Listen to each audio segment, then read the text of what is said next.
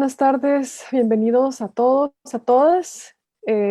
Nos da mucho gusto estar acá conectados con ustedes. El día de hoy tenemos una presentación. Ok, a ver, ¿sí empezamos ya o no? Ya me confundí. Sí, ¿verdad? ¿Sí empezamos nosotros? Sí, bueno, Mm, sí, esa es la me hace que, opción. Ok.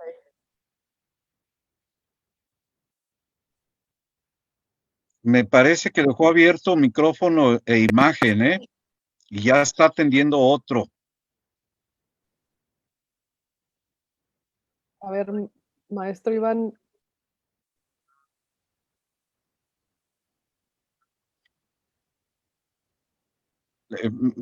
Dijo que no nos iba a escuchar, entonces quizá si le mandas el mensaje por chat, a ver si voltea la cámara para que lo vea.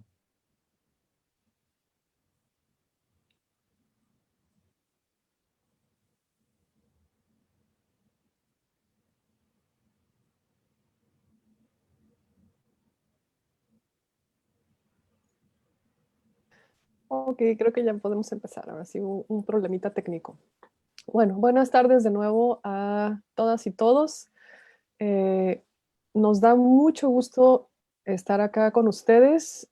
Vamos a presentar el día de hoy el libro del doctor Wilibaldo Delgadillo, quien está aquí presente desde la Universidad de Texas en El Paso, y al maestro Humberto Félix Berumen. Me voy a permitir hablar un poquito de su trayectoria académica.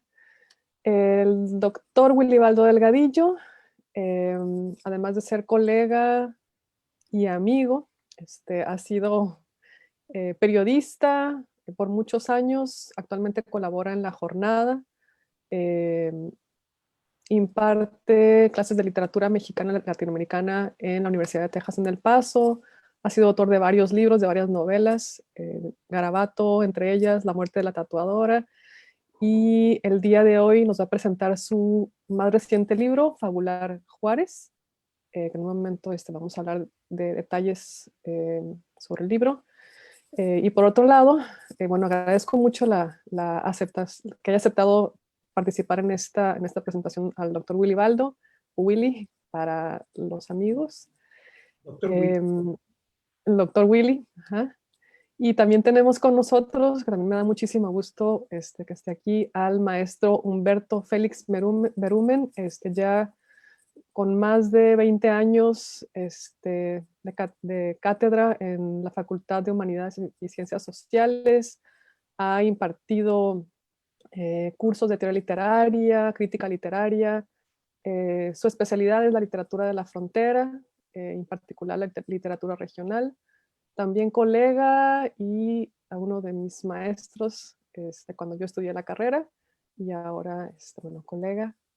Y justamente ha también escrito libros en torno a la ciudad de Tijuana, eh, esta mitología en torno a la ciudad, y por esta razón es que hemos decidido unir en una conversación y en la presentación del libro del doctor Willy Baldo a estos dos colegas y académicos. Por un lado tendremos la visión de este mito alrededor de Ciudad Juárez, eh, la geopolítica detrás de la creación de este mito, del discurso que se ha generado alrededor de la ciudad, y por otro lado la aportación también del maestro Félix Berumen en torno a pues, cómo se puede conjuntar el mito que se ha elaborado en torno a la ciudad de Tijuana con el de Ciudad Juárez. Bueno, agradezco a ambos que estén acá. Comentábamos hace ratito pues, que esta conversación ya era necesaria desde hace algún tiempo, por lo tanto, estamos muy contentos de estar aquí con ustedes. Al final vamos a tener un espacio para preguntas y respuestas. Entonces, si nos pueden dejar preguntas en el chat de Facebook, en la transmisión de Facebook en vivo, yo las estaré leyendo más adelante. Entonces, Cedo el espacio al maestro Humberto Félix Berumen para que nos comente un poco del libro de Willy Baldo y posteriormente la conversación. Bueno, pues muy buenas tardes a todos y a todas quienes nos ven y nos están escuchando en este preciso momento. Bueno, voy a leer unas notas un tanto dispersas y disculpen que empiece excusándome, que es mala forma de iniciar una presentación de un libro, pero la verdad es que fue tanta la información y tanto lo que se puede decir de este libro que a la hora de estar tomando nota, tomaba una cosa, luego después tratando de hilar un discurso, una presentación, pues como que era un poco de...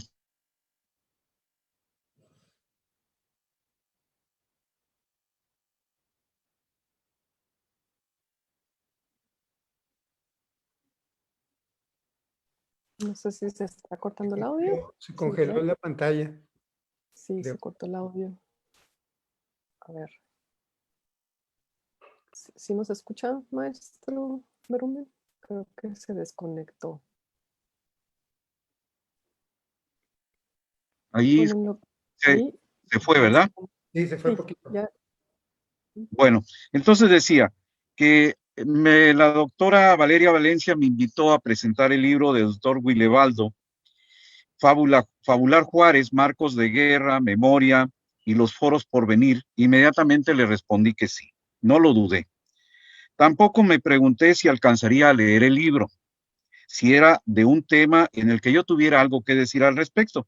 Solamente dije que sí, como a veces hace uno, ¿no?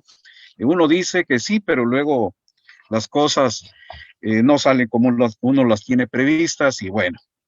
Yo ya sabía de Willebaldo por su obra narrativa, tengo su novela La Virgen del Barrio Árabe, también porque se le menciona entre los escritores del norte, pero fue sobre todo el título del libro lo que me llevó a tomar la decisión para estar compartiendo este espacio el día de hoy.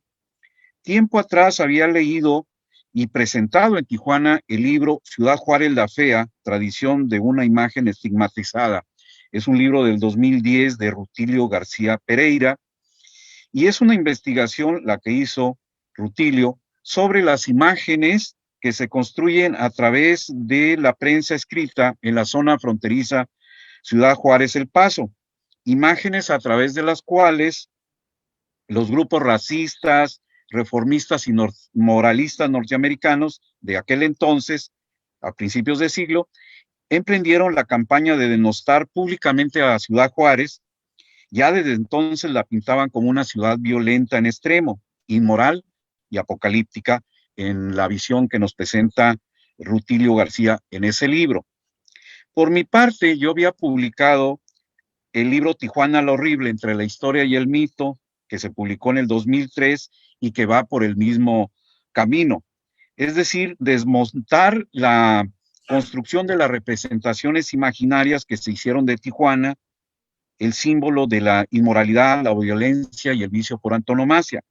Así que me convencí y me dije que había que leer el libro de Willebaldo y pensé, Tijuana y Ciudad Juárez son ciudades de fronteras y han padecido de un proceso de estigmatización, de una mala fama pública que persiste hasta el presente. Y aquí estamos, representando este libro que va por el mismo camino, pues, de desmontar esos imaginarios, esas representaciones, discursos, mitos, alegorías y, como dice el autor, fábulas en torno, en este caso ya particular, de Ciudad Juárez. Entonces, bueno, me pareció que no andábamos muy lejos y que podríamos compartir informaciones, comentarios, incluso pues al estar leyendo el libro encontré yo por mi parte otros elementos que me clarifican lo de Tijuana y por supuesto lo que ha sucedido con Ciudad Juárez. Bueno, para quienes nos están escuchando y quisieran saber un poco más del contenido del libro, cuentas el índice del libro, pues es una manera, digamos, uh, anticipada en un libro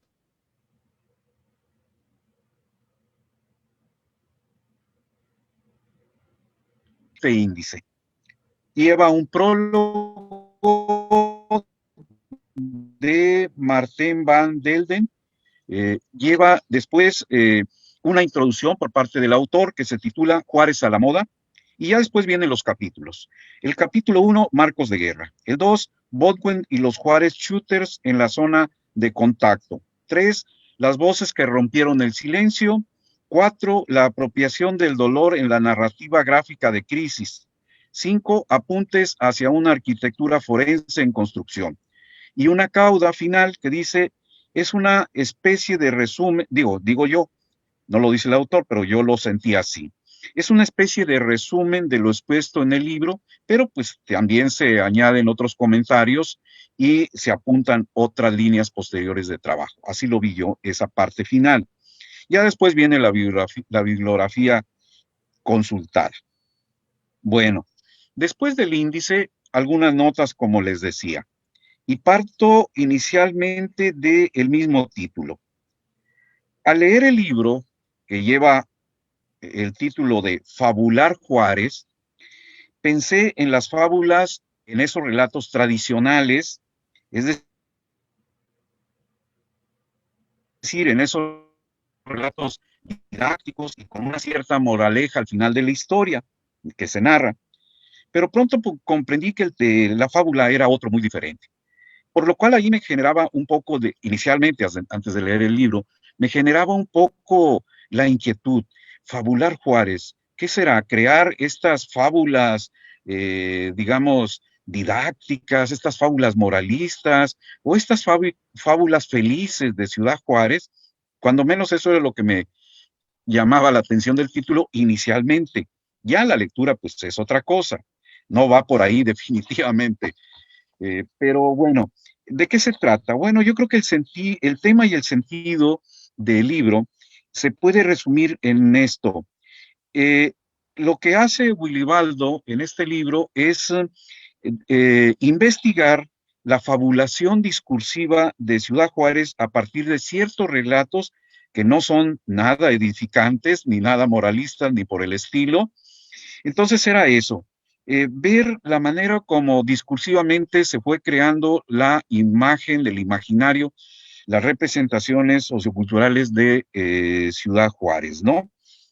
Y entonces, bueno, ahí encontramos estos discursos, estas representaciones, relatos mediáticos, alegorías, tropos, estereotipos y sobre todo cómo todo esto que acabo de enumerar, ha sido principalmente, pero no solo, elaborado desde una mirada externa que hizo aparecer a Ciudad Juárez como una ciudad peligrosa, incluso la ciudad más peligrosa del mundo, y dentro de un marco discursivo apocalíptico. Todo esto, además, hay que añadirlo, y esto también me interesó bastante, que no se quedó Willebaldo en el marco solamente de las representaciones socioculturales, el imaginario social o colectivo, sino que también todo esto lo fue hilando, lo fue, digamos, entreverando con el marco del neoliberalismo depredador y de la guerra contra el narcotráfico que emprendió Felipe Calderón y que tuvo como consecuencia el incremento de la violencia real en todo el país y no solamente en Ciudad Juárez. Entonces, por un lado está sí el análisis de los discursos, del imaginario colectivo en torno a Ciudad Juárez, pero también por el otro lado está el seguimiento muy puntual de la historia y de lo que socialmente estaba ocurriendo en ese tiempo en Ciudad Juárez y en el país. Entonces, va siguiendo, creo yo, no se percibe, no se brinca de una a otra línea, pero son dos líneas que se van juntando, que se van encontrando, luego quizás se separan, pero finalmente van trabajando sobre un mismo tema. Bueno, Una vez leído el libro, eh, me hice varias preguntas, o que están ahí respondidas, pero que yo las retomo para que quienes nos ven y nos escuchan, pues nos vayan siguiendo en el interés, el valor y el contenido del libro. Y algunas preguntas serían estas: ¿quién y desde dónde se han articulado esas fábulas de las que nos habla el autor? Y sobre todo, ¿a partir de qué consideraciones morales, políticas, mediáticas y de otro tipo se han creado tales fábulas? Y bueno, algo de esto está muy claramente respondido. Digo, todo el libro trata de eso, pero digamos partes, fragmentos que nos ayudan a clarificar por dónde va que pudiéramos formularle al libro. En la parte introductoria, eh, que se llama precisamente así, Juárez a la moda, una introducción, que está escrito, pues como ya les dije, por parte del autor, encontramos lo siguiente, y perdonen que la cita sea muy extensa, pero creo que ahí está mucho de esto en relación al tema, al contenido y estas preguntas. Y en esa parte que leo dice: en el extenso inventario de producciones culturales sobre la frontera entre México y Estados Unidos, el interés sobre Ciudad Juárez ha cobrado una particular relevancia en las últimas 3 décadas. Un sinfín de obras han explorado este territorio como símbolo y síntoma del futuro apocalíptico. El periodismo, los medios y audiovisuales, el arte y los círculos académicos promovieron representaciones y espacios de reflexión sobre una gran diversidad de temas, desde la violencia feminicida y la guerra contra las drogas hasta los efectos del libre comercio y la militarización. Una parte importante de esa producción cultural ha derivado en un discurso de la fatalidad que pretende acercarse, mediante metáforas poderosas y tremendistas, a los supuestos rasgos esenciales de lo que en realidad son complejos procesos sociales. La noción de que la frontera y sus habitantes son, por definición, violentos, ha generado una constelación de estereotipos e ideas políticas prejuiciadas.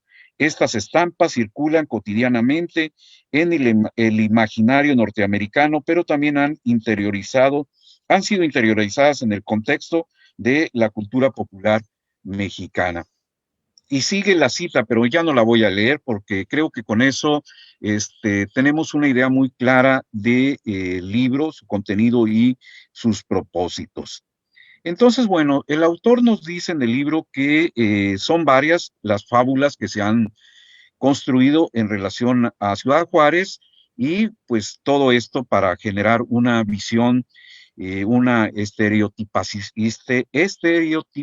de Tijuana, y que estas fábulas pues han sido elaboradas desde lugares de enunciación básicamente foráneos, externos, lo cual en sí mismo no es reprobable, y el autor reconoce eso, sino el hecho de elaborar relatos que corresponden a esto que eh, Marie-Laure Prat en su libro Ojos Imperiales llama la mirada imperial, y que tienden a la exotización, y como en este caso, a la barbarización del otro, a verlo como un bárbaro, conforme a la cual, a esta visión imperial, esta mirada de la que habla Marie-Laure Prat, Ciudad Juárez llegó a ser conocida mediáticamente como la ciudad más peligrosa del mundo, y además de construir una alegoría del apocalipsis neoliberal. En fin, por ahí va eso, y ya otras cuestiones podemos irlas comentando, pero no me extiendo más por ahora.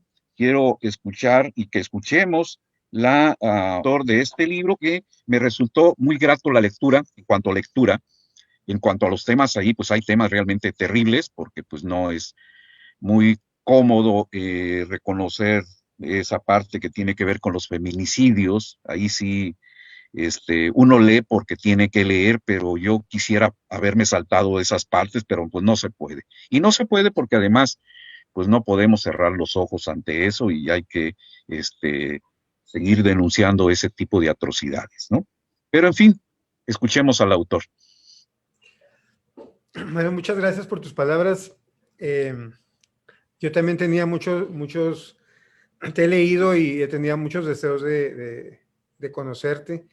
Comentábamos antes de iniciar la transmisión que tal vez ahora estos medios y esta situación paradójicamente nos proporcionen la posibilidad de entablar un diálogo más sostenido entre estas dos fronteras, dos metrópolis fronterizas que compartimos no solamente la situación de frontera, sino nuestra condición de campos experimentales, culturales, políticos, industriales, económicos. Y también en términos de reflexión, en términos de reacción a nuestra experiencia. Frecuentemente se piensa en la frontera y en particular en Juárez y en Tijuana como espacios de victimización, ¿no? Ujú. O espacios donde hay que observar cómo funcionan estos especímenes humanos peculiares, porque esto va a marcar tendencia. Pero no se piensa generalmente en lugares donde hay una producción de conocimiento, donde hay reflexión, donde hay una producción cultural, ¿no? Y solamente se piensa a veces en esto cuando estas expresiones confirman lo anterior, es decir, cuando se dedican a documentar o a reproducir esa victimización. Entonces, generalmente se busca textos de la frontera o textos de escritores del norte que hablen de narcotráfico, de trata de personas, de las terribles consecuencias de las políticas migratorias estadounidenses, etcétera, etcétera. Pero nosotros quienes hemos crecido y vivido en estas ciudades fronterizas, sabemos que la vida en la frontera es mucho más rica. Y comento lo anterior porque es curioso, el tema del laboratorio del futuro se empezó a acuñar en Tijuana a principios de los 90s, y después se hizo muy popular a partir del libro El laboratorio de nuestro futuro de Charles Bowden y en colaboración con fotógrafos de Juárez. Entonces, desde entonces Juárez es el que tiene como se refieren a Juárez como con esa etiqueta curiosamente nació en Tijuana. Pero bueno, no es casual por todo lo anterior que había comentado. Una de los propósitos de escribir un libro como este era explorar cómo estos discursos de la fatalidad, estos discursos tremendistas generan precariedad, ¿no? Cómo se genera una idea de un musulmán fronterizo. Podríamos hablar del musulmán en dos términos, el término agambiano y el término de la cultura popular mediática. En términos, bueno, sabemos, Agamben hablaba de los prisioneros de los campos de concentración durante la Segunda Guerra Mundial en Alemania, que realmente eran antes de ser enviados a los hornos crematorios, les era sustraída la vida prácticamente a través de no darles de comer, de ponerlos a trabajar, etcétera, hasta que quedaban como bolsas de huesos, esas eran las descripciones. Y entonces no podían ya valerse por sí mismos, no tenían capacidad de respuesta física, ni tampoco eran plenamente conscientes de lo que estaba pasando. Entonces, al reducirlos primero a esa condición extrema, era más fácil después justificar su eliminación, ¿no? Entonces, nosotros en la frontera, tanto en Tijuana, en toda la frontera, hemos asistido históricamente a un proceso de precarización más o menos igual. Cuando se generan todos esos estigmas, todas esas etiquetas sobre los fronterizos como gente que es esencialmente violenta y la frontera como un territorio esencialmente violento. Entonces, es el equivalente a crear musulmanes, a crear esas personas que no son capaces de tener conciencia ni capacidad de respuesta y que solamente están ahí existiendo para ser víctimas o para ser verdugos. Entonces, esto era uno de los motivos por los que me llevó a escribir este libro, o sea, explorar, investigar cómo se genera esta precarización simbólica que después facilita que el Estado implemente políticas policíacas de alto impacto o incluso militares para poder exterminar a estos agentes de esta violencia desorbitada e inconsciente. Entonces, esa es la razón por la cual pretendí aunar a esta investigación sobre la precarización simbólica las posibles consecuencias que tuvieran en la justificación de estas políticas militaristas como las que vivimos hemos vivido en varios momentos, pero particularmente en el sexenio de Felipe Calderón. Entonces, bueno, este era digamos, uno de los objetivos, pero el otro era que me interesaba examinar los discursos progresistas. Es decir, no me interesaba analizar lo que se desprende de las publicaciones derechistas, conservadoras, sino de aquellas publicaciones que en determinado momento pretendían denunciar y solidarizarse con estas condiciones precarias de los fronterizos. En este caso, en Juárez. Era lo que, y me interesaba decir cómo, a pesar de las buenas intenciones, a pesar de la agenda progresista de estos autores y de estas autoras, el efecto era generar etiquetas como Gulag, como Frankenstein urbano, como tiradero humano. Es decir, cómo era que estas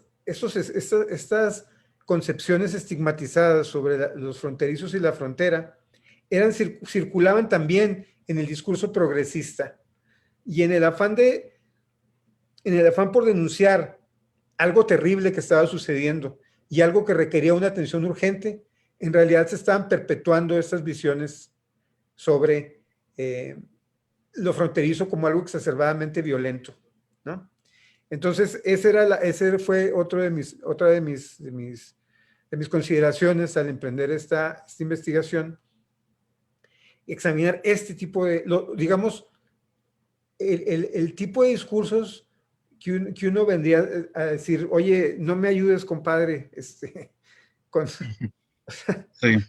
Pero también hay otra vertiente. La otra vertiente es cómo nosotros desde adentro generamos también y participamos en la construcción de esos discursos. Porque cuando algo terrible está sucediendo en un lugar, tú mencionabas el feminicidio, las víctimas de los militares, se pueden agregar múltiples barbaridades que de pronto han sucedido en nuestras ciudades. Cuando algo terrible está sucediendo, hay gente que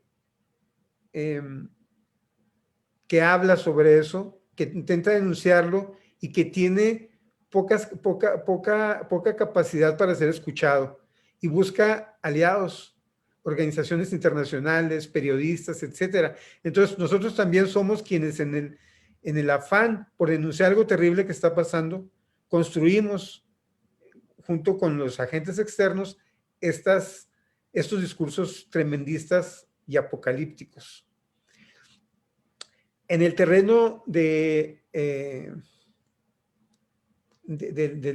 activismo, por ejemplo, se genera una relación asimétrica también, donde hay una distribución inequitativa de los derechos, donde el agente externo se posiciona como el salvador, como quien tiene hablando de fábulas y hablando de moralidad o no, quien tiene, digamos, la calidad moral mayor, ¿no? Una especie de conciencia universal que viene y se asoma a un lugar como este. Y nosotros, nuestro papel es de víctimas que pueden o no ser rescatados, siempre y cuando hagamos o no las cosas que están dictadas desde estos parámetros, digamos, universales, ¿no? Entonces, es el agente externo quien nos asigna ¿cuál es el papel que debemos de jugar en nuestra propia salvación? No somos nosotros quienes generamos esa agenda para que entonces buscar el apoyo externo. Entonces, en esta dinámica que es inequitativa y asimétrica, ¿no? Se da esta distribución de los derechos que no es igual. Entonces, también esto es algo que se entrevera con la manera en que trabajan los periodistas. Eso es decir, a eso es a lo que me refiero cuando hablo, por ejemplo, de marcos de guerra. O sea, se crea todos quedamos enmarcados en una cierta dinámica y a todos nos corresponde un rol, ¿no? Entonces, por una parte, en el terreno de las políticas militaristas, pues a nosotros nos queda el papel de ser eliminados, de ser salvados de nosotros mismos, ¿no? Pero curiosamente, también eso es el papel que nos asignan el Movimiento de Derecho Humanista Internacional, del cual participamos nosotros, ¿no? Y curiosamente, eso también entra en los marcos para reportear que tienen que traen consigo los corresponsales extranjeros. Es decir, muchas veces solamente se viaja a lugares como Tijuana o como Juárez a corroborar lo que se ha concebido a priori, solamente a corroborar esto. Y otra cosa curiosa que también me interesó explorar en el libro es cómo esos reportajes que a veces son muy epidérmicos y en ocasiones hasta superficiales, son retomados como si fueran estudios etnográficos profundos por comentaristas culturales dentro de la academia. Es decir, si uno ve, por ejemplo, el libro Cruel Modernity de Jim Franco, encuentra innumerables citas que provienen de Charles Bowden, por ejemplo, a quien le dedico 2 capítulos del libro, ¿no? A desmontar su narrativa sobre Juárez. Ahora, con esto no quiero decir que periodistas como Charles Bowden no hayan contribuido enormemente a posicionar algunos temas en la prensa internacional, pero yo más bien también mi énfasis es en examinar y desmontar cómo construyó su narrativa y cuáles podrían ser sus consecuencias posteriores. Porque este laboratorio de nuestro futuro también fue un laboratorio narrativo, ¿no? Donde se construyeron estos fundamentos de por qué era importante tener una intervención por medio de la fuerza en Juárez, esto según mi perspectiva.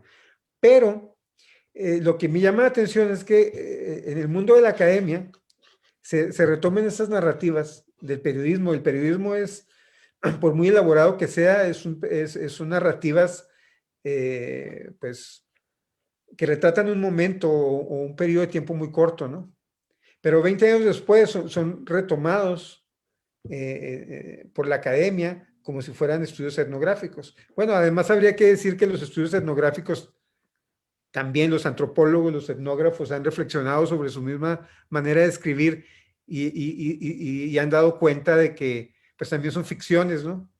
También son retratos momentáneos de gente que acudió a cierto lugar para informar a través de informantes nativos que median la información que se tiene sobre culturas, sociedades, etcétera, ¿no?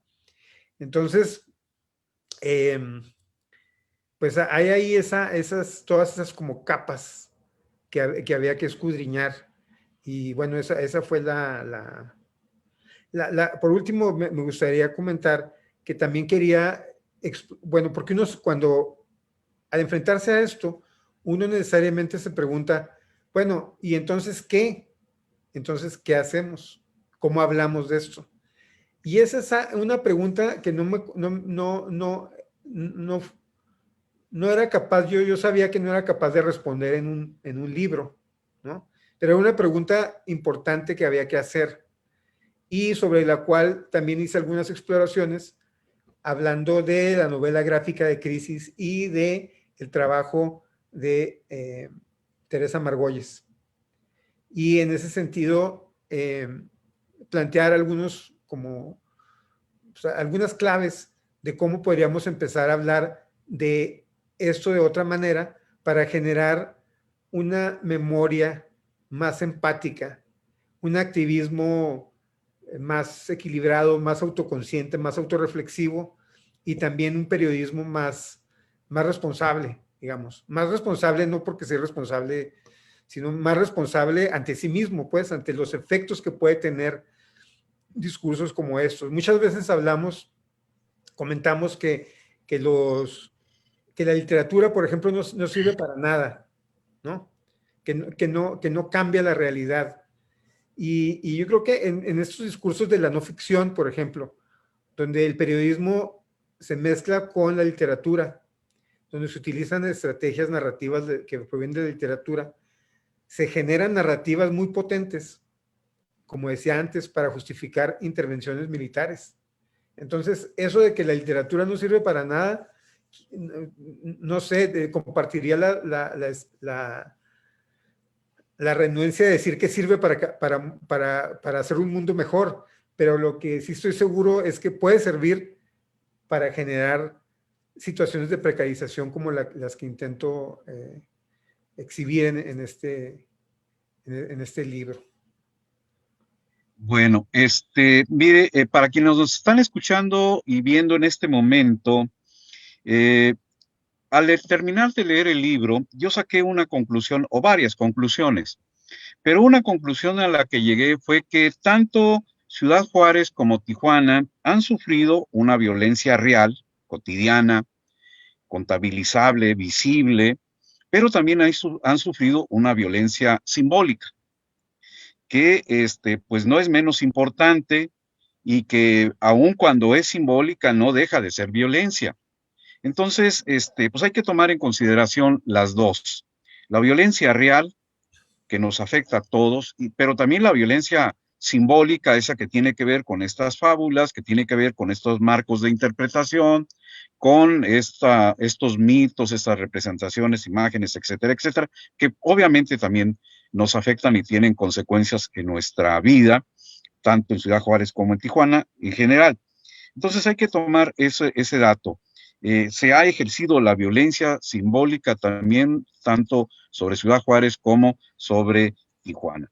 Y en el caso de tu libro, pues sí, en efecto, yo veo que haces un desmontaje, desmontas estos discursos generados en torno a Ciudad Juárez, tanto por el periodismo, etcétera, etcétera, pero también desmontas este otro discurso eh, que tendría que ver con la denuncia, la defensa, por los activistas, los diferentes actores sociales que se mueven en Ciudad Juárez. Digo desmontar no en el sentido negativo en esta última parte, pero en el sentido de que para uno lector me explicas pues cómo ha sido los discursos, cómo los han ido generando para estos propósitos pues de denunciar, de defender, de llamar la atención, etcétera, etcétera. O sea que sigue dos líneas en el caso de tu libro. Hay una parte ya al final que me gustaría que comentaras, donde dices, Juárez es un lugar de pensamiento y resistencia en el que confluyen miradas y conversaciones entre voces que no provienen únicamente de la frontera. Juárez es un lugar de pensamiento y de resistencia. Me gustaría que ampliaras más esta idea que me pareció sumamente interesante. Sí, bueno, gracias por la pregunta, porque me permite primero que nada enfatizar que aquí no se trata de colocar como los juarenses o los locales versus los extralocales, extranjeros, y darles como le llama mi amigo Osvaldo Zavala, privilegio epistémico a los locales y restárselas a los externos. Precisamente se trata de pensar en Juárez como este símbolo que se ha creado, este símbolo de la fatalidad, ¿no? Lamentablemente. Y en torno a este símbolo de la fatalidad se han creado procesos de intercambio intelectual en el que han participado, bueno, no solamente académicos, intelectuales, activistas, periodistas juarenses, sino también académicos, periodistas, artistas, intelectuales a nivel global, ¿no? En Estados Unidos, en Europa, etcétera. Es decir, Juárez se ha convertido en un foro extraterritorial, o sea, lo mismo se discute Juárez en las universidades de California que en las universidades europeas, pero también en las cortes internacionales. A la Corte Internacional de Derechos Humanos han llegado por lo menos 2 casos importantes que tienen que ver, uno con feminicidio y otro con la desaparición forzada. Y en el marco de estos foros confluyen este conocimiento que se ha ido forjando durante 30 años ya casi, ¿no? Entonces, a eso es a lo que aludo cuando comento que Juárez es un espacio de resistencia y de elaboración intelectual. Y no solamente me refiero a la ciudad o al municipio de Juárez, ¿me explico? Sino a esta idea de Juárez. Es decir, para bien o para mal, hay gente que no vive en Juárez o que ha estado muy poco en Juárez, pero que ha entendido que en Juárez están jugando cosas que les compete a ellos también, ¿no? Y por eso voy a dar un ejemplo más concreto. Miren, en los 90s había mucha actividad de solidaridad con Juárez de las organizaciones de la Ciudad de México. Hubo marchas, hubo acompañamiento cuando las madres fueron a hacer reclamos a los presidentes de la República en turno, en fin. O el tema del feminicidio en Juárez se incorporaba a marchas por reclamos más amplios en lugares como Nueva York, como Berlín y también en la Ciudad de México. Para mencionar otro ejemplo, el movimiento 132 en uno de sus manifiestos más importantes habló de los feminicidios en Juárez, ¿no? Bueno, ahora en Juárez teníamos manifestaciones más pequeñas, pero importantes, donde ya se estaba ensayando lo que ahora estamos viendo en la Ciudad de México. Y no solamente en la Ciudad de México, sino en todo el país. O sea, este reclamo en contra de la violencia hacia las mujeres, estas marchas, este enojo, ahora es nacional, ¿no? Y entonces Juárez siempre va a ser el lugar donde inició la resistencia a esa violencia de Estado también, ¿no? O sea, en Juárez está, digamos, el ADN de esa resistencia, de ese reclamo. Ya hay articulado un argumento en contra del Estado, un argumento que ha sido llevado, como decía antes, a las cortes internacionales y que han generado sentencias y recomendaciones hacia el Estado mexicano como tal y que no han sido acatadas plenamente. Y entonces ahora vemos un fenómeno nacional, pero también vemos esos antecedentes en Juárez. Con esto no quiero decir que los juarenses somos muy chichos o las juarenses son muy chichas. Lo que estoy tratando de decir es que desde el principio se empezó a articular una respuesta a esto, donde participaba gente de otros lados. A nivel regional, por ejemplo, por la condición fronteriza en El Paso, Las Cruces, Nuevo México, después California, luego Nueva York, y del otro lado mencionaba la Ciudad de México, bueno, Chihuahua, la capital, la Ciudad de México, etcétera. Y entonces ahora hay ya todo un entramado de argumentos, incluso la palabra feminicidio, cuando empezó a haber asesinatos en Ciudad Juárez, a principios de los 90, no se les llamaba feminicidios, se les llamaba muertes de mujeres asesinadas. Después hubo un libro ahí que colocó una etiqueta muy infame, Las Muertas de Juárez, un periodista Ronquillo, creo que se llama, y después entonces se llamó Las Muertas de Juárez. Pero poco a poco empezó a colocarse esta idea del feminicidio, el feminicidio sexual sistémico. Y en esa definición, en el libro lo trato un poco, es una definición de la profesora Julia Monarres.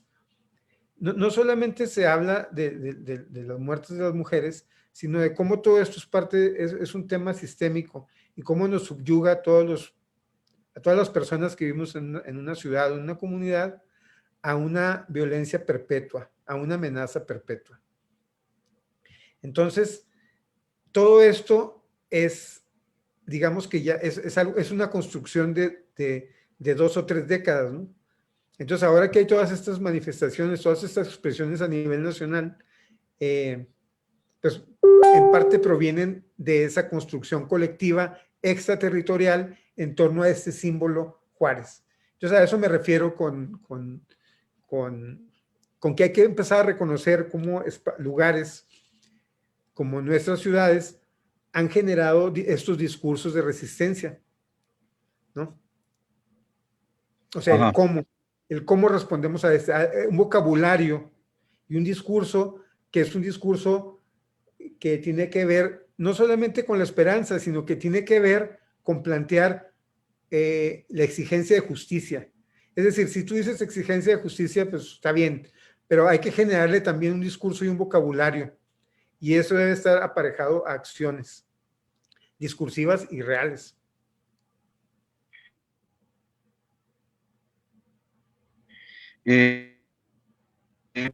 Bueno, para que recordarles que quizá no lo dijimos en su momento al principio, que este libro es mucho más que un libro académico para obtener un grado como doctor, porque entiendo que fue escrito para obtener ese grado. Pero no lo sentí así, no sentí un libro académico, denso, cargados de datos, de todo esto que yo le llamo el aparato ortopédico que usa el académico normalmente para apoyarse y sustentar sus argumentos.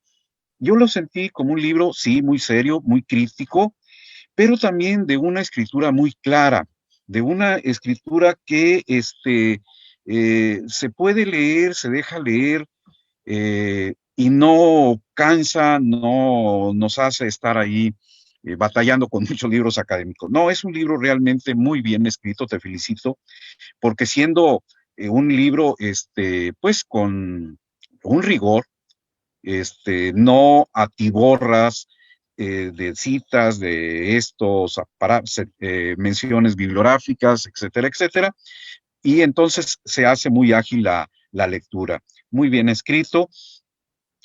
También quiero señalar que en tu libro recurres mucho a bibliografía publicada en Estados Unidos, lo cual me llamó bastante la atención y no solo, no es un reclamo, por supuesto, sino un reconocimiento, porque como lector eh, de esos temas o de ese asunto que tú tratas ahí, pues yo no tengo acceso a ese tipo de informaciones porque pues no ando por esos rumbos en mis lecturas, ¿no? Pero sí me llamó la atención y me acercaste ahí a autores, libros que pues de otra manera quizá nunca hubiera sabido de ellos, que sería pues una virtud de este libro tuyo. Y creo que por ahí podríamos mencionar otro tipo de cuestiones más, pero señalo solamente este punto en particular. Bueno, muchas gracias por tu comentario. Realmente lo aprecio mucho y te voy a hacer algunas, voy a elaborar un poco sobre esto o voy a contar algo sobre esto que me parece importante, que me das pie con tu comentario para hacerlo. Yo el doctorado lo hice lo hice entre 2012 y 2016 en la Universidad de California en Los Ángeles. Y yo realmente este libro, digamos que esta investigación, esta idea, ya la he estado trabajando, pero necesitaba el espacio para poder hacerlo y el doctorado me proporcionó ese espacio para poder avanzar en esta investigación.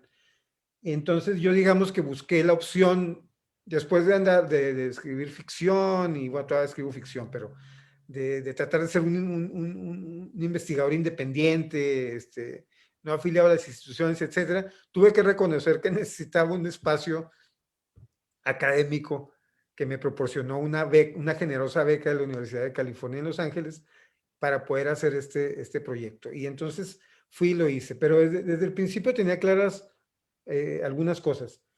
Una, yo tenía la necesidad de escribir este libro porque yo quería escribir sobre estos temas en español, por lo que tú dices. Mucho se había escrito sobre Juárez en inglés y se ha publicado en artículos académicos, en revistas académicas o en libros, pero en inglés. Y esos libros pocas veces circulan en Juárez. Y si circulan, pues está en inglés, ¿no? Entonces la gente no tiene acceso a ellos, no puede leerse, ¿no? Lo mismo con los reportes periodísticos, casi nada está traducido. Muy pocas cosas han sido traducidas. Lo mismo con los reportes periodísticos, casi nada está traducido. Muy pocas cosas han sido traducidas al español. Entonces yo quería escribir sobre estos temas en español. Entonces yo tenía la opción de hacer la tesis en inglés. Y hacerla en inglés, pues te puede redituar la posibilidad de una publicación en una editorial académica norteamericana, y eso pues sirve para avanzar tu carrera académica, ¿no? O sea, tienes un libro en inglés. Pero yo desde el principio supe que quería hacerlo en español, y dos, que quería que este libro estuviera disponible en Juárez, en donde sea, pero sobre todo en Juárez, que pudiera ser leído en Juárez, que pueda ser discutido, debatido en Juárez. Y entonces, alguna de esta bibliografía, pues justamente está en inglés porque son temas que se han tratado en estos espacios académicos en inglés. Y yo quería acercarlos también a los lectores, pues a nosotros, ¿no? A nosotros, o sea, leer sobre nosotros mismos en nuestro idioma, para mí era algo importante. Entonces, pensé en cómo esta oportunidad que me daba la Universidad de California era de alguna manera pues una oportunidad de contribuir, ¿no? Al debate a este Juárez al que me refiero, que es también extraterritorial, pero en español. Y bueno, y también por eso traté de hacerlo accesible, ¿no? Aunque algunas de las ideas que se manejan ahí pueden ser complejas, no las mías, pero sí las de los autores a los que nos estamos refiriendo, pero traté de hacerlo con una escritura accesible, ¿no? Bueno, yo sí creo que es una lectura accesible. No creo que un lector medio no tuviera problemas. Yo creo que no, y se agradece mucho eso.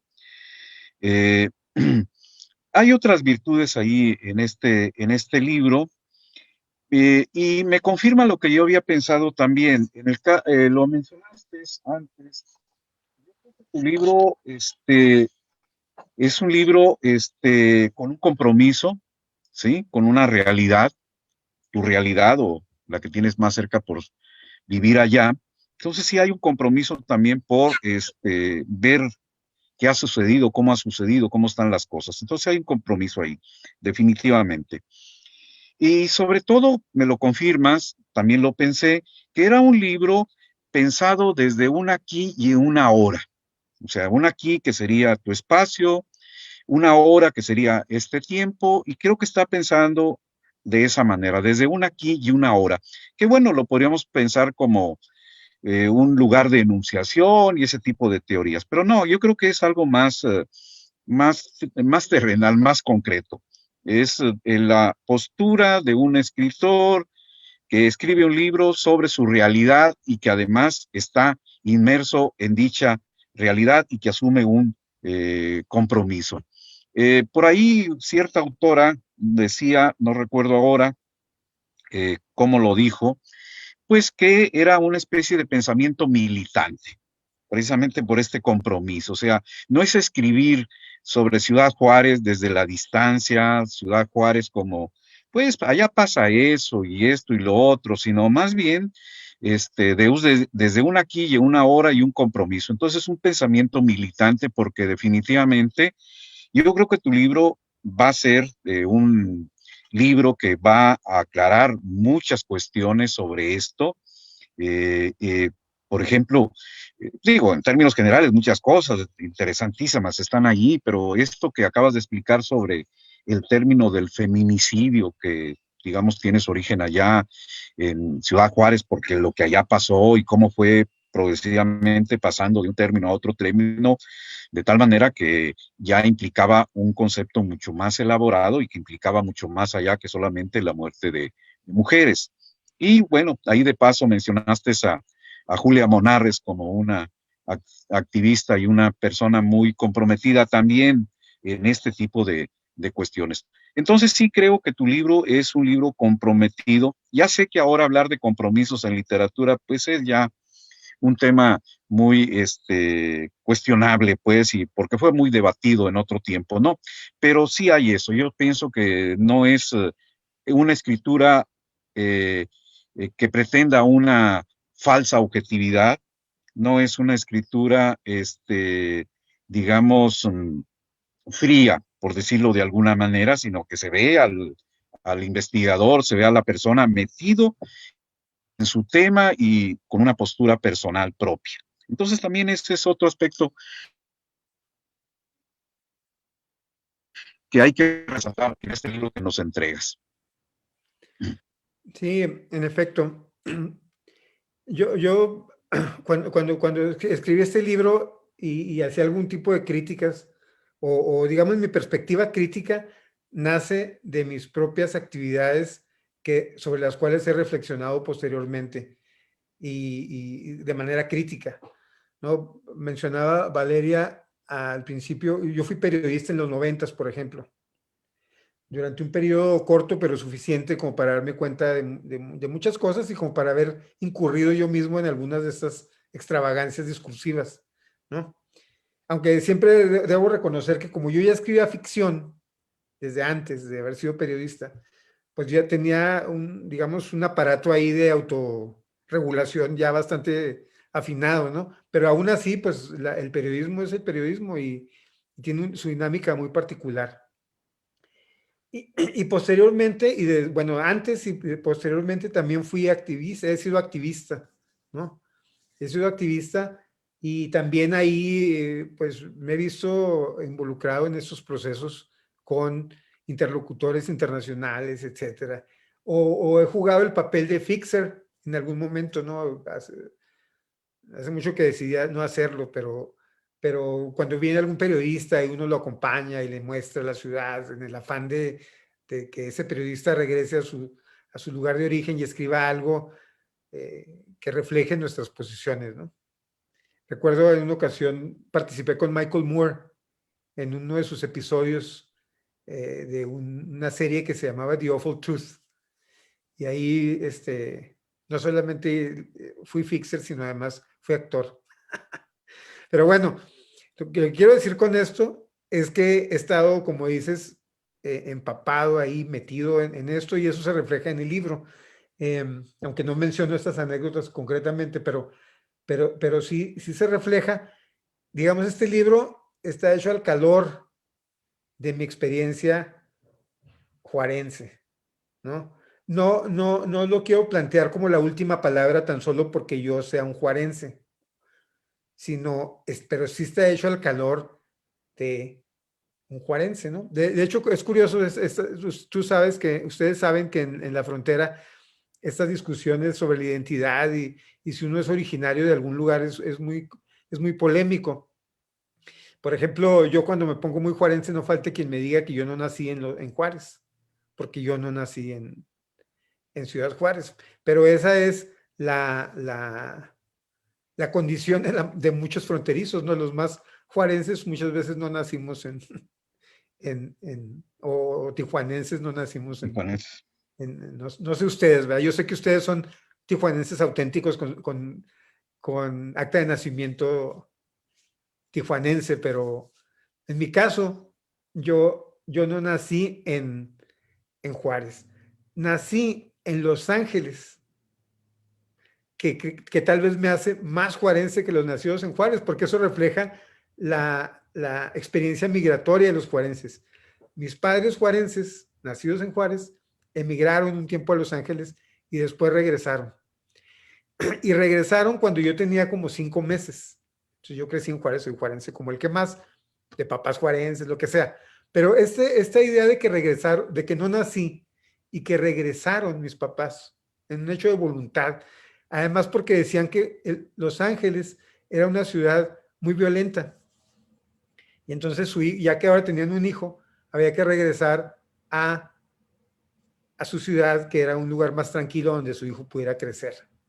Y entonces yo crecí en este Juárez, ¿no? Y paradójicamente, después regresé a Los Ángeles a hacer este doctorado, donde pude escribir sobre la ciudad donde crecí, ¿no? Y eso también lo comento ahí un poco al principio del libro, en la dedicatoria, ¿no? Entonces, los fronterizos somos, sí, un fronterizo que solamente haya nacido en la frontera no es suficientemente fronterizo. Tiene que haber estas historias de migración, de regreso, de ejercicio de la memoria múltiple, de ejercicio de la memoria parcial. Tiene que ser un originario fronterizo, tiene que ser necesariamente un originario defectuoso. Entonces, bueno, no solamente fue hecho este libro al calor de mi experiencia como juarense, sino también al calor de mi experiencia como migrante temporal a la ciudad de mi nacimiento. Qué paradoja.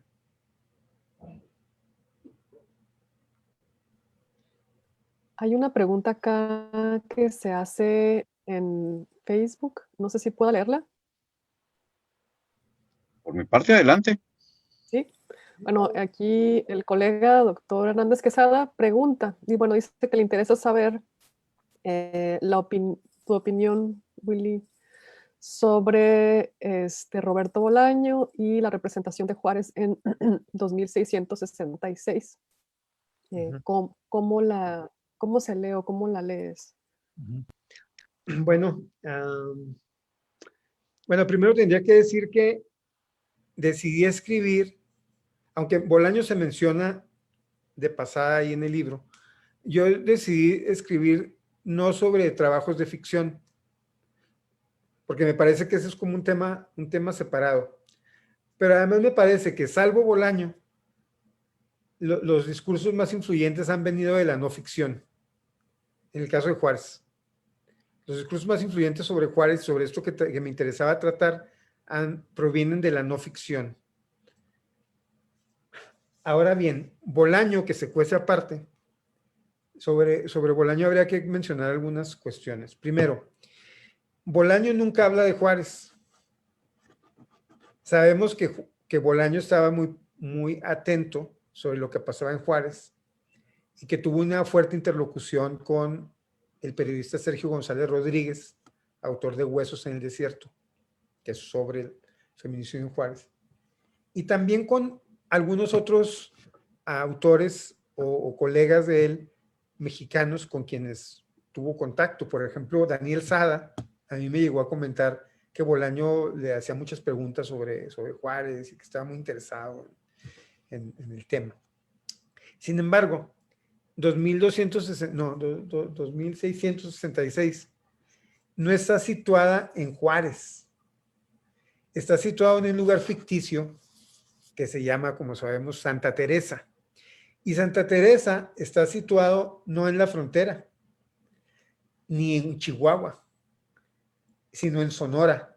Es decir, es un lugar inventado, pero además hay una parte que no es inventada, que lo ubica en un territorio distinto, que es Sonora. Porque Bolaño sí conocía Sonora, o había hecho viajes a Sonora como es sabido, y él no tenía idea de Chihuahua, ¿no? Entonces él ubica Santa Teresa en Sonora y no es una ciudad fronteriza. Se habla de la frontera como un lugar que está cerca de ahí, algunos kilómetros de ahí. Entonces, no sé, Santa Teresa es un lugar más bien como parecido a Hermosillo, o cerca de Hermosillo, o no sé, es un Juárez en Sonora, tal vez, no sé qué estaría imaginando él, pero si uno lee la novela con atención, se va a dar cuenta que eso le permite a Bolaño, pues, escribir y hablar de este lugar ficcional donde se dirimen cuestiones que están asociadas en gran parte a lo que estaba pasando en Juárez, o lo que pasa todavía en Juárez en ese momento. Entonces, mi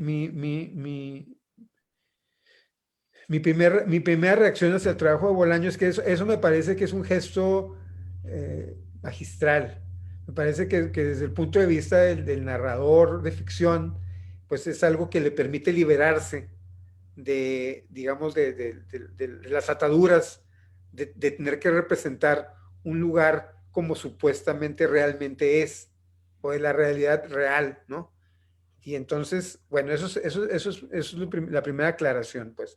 Bolaño decidió no escribir sobre Juárez, inventó un lugar llamado Santa Teresa, no fronterizo, ubicado en Sonora. Luego, a mí me parece que es una obra monumental, inconclusa, pero inconclusa porque él no la dio por terminada, el que la dio por terminada fue su editor y su familia. Y luego ellos fueron los que le dieron insistieron publicitariamente en la idea de que Santa Teresa era Juárez, ¿no? Entonces, bueno, eso ya es parte de la mercadotecnia editorial. Una obra monumental, decía, tiene momentos muy interesantes, muy, muy importantes. Hay cosas que hay capítulos que no me gustan tanto. Voy a mencionar uno. No me gusta esta parte donde viene un corresponsal de una revista deportiva a cubrir una pelea de box, y se supone que es una revista africanoamericana y el personaje es africanoamericano. Y realmente, fuera de que nos dice que es africanoamericano, nunca vemos su negritud, nunca vemos su experiencia de norteamericano, africanoamericano. Realmente es un personaje que parece un gringo cualquiera, ¿no? Entonces, eso no tenía razón de ser, pues, o sea, no. Esa parte no, se me hace que se cae ahí la novela. Pero otros momentos de gran intensidad. También me parece que la parte que se llama la parte de los crímenes, donde se describen uno tras otro los crímenes bueno, como los partes policíacos de los crímenes, ¿no? O sea, las descripciones esas. Alguna gente ha tenido reparos sobre eso porque les parece que no deberían ser descritos de esa manera. A mí lo que me parece que no funciona es la cantidad, porque es obvio que lo que quería era que no olvidemos, que sintamos el peso de esa realidad. Y por eso esa enumeración exhaustiva de 400 páginas de crimen tras crimen, tras crimen, tras crimen. A mí me parece que lo que sucede es que adormece, como sucede muchas veces con las páginas de la nota roja, que terminan por adormecernos. La violencia termina por adormecernos y termina por convertirla en algo frívolo, trivial. Entonces me parece que no funciona, a mí no me funcionó. También debo mencionar que leí la novela cuando empezaba la supuesta guerra de Calderón y en Juárez. Yo leí la novela para refugiarme de la violencia en Juárez.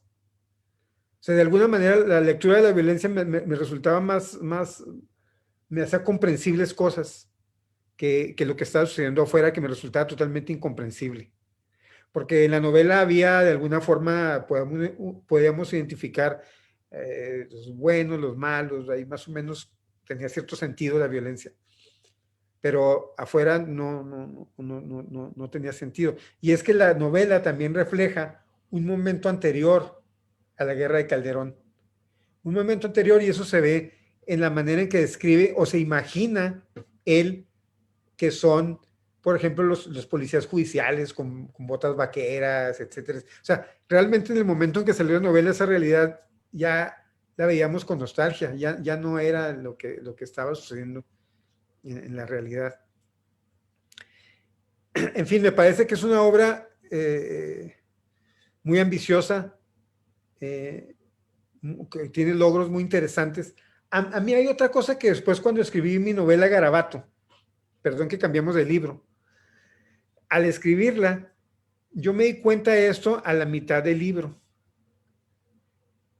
Porque en la novela Garabato hay un encuentro de literatura que sucede en Berlín, y donde hay una disputa entre los escritores del norte y los escritores del centro, los finolis contra los toscos, ¿no? Entonces ahí está esta rivalidad y esta polémica, donde los escritores del norte son acusados de escribir narconovelas y de tratar de sacar ventaja de la violencia, etcétera, etcétera.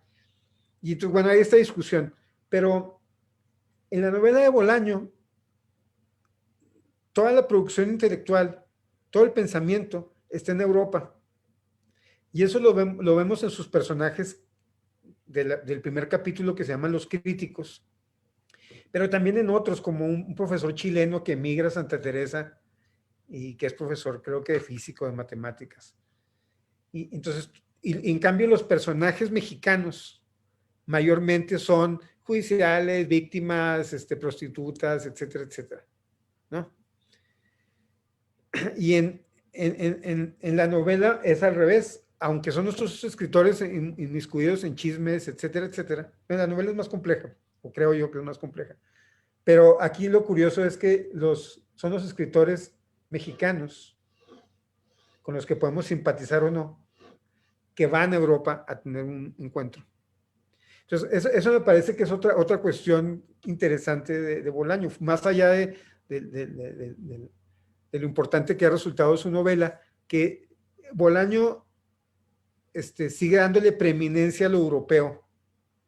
Pero pues esa es una limitación que él tiene. Finalmente es un logro impresionante, alguien que está escribiendo en Blanes,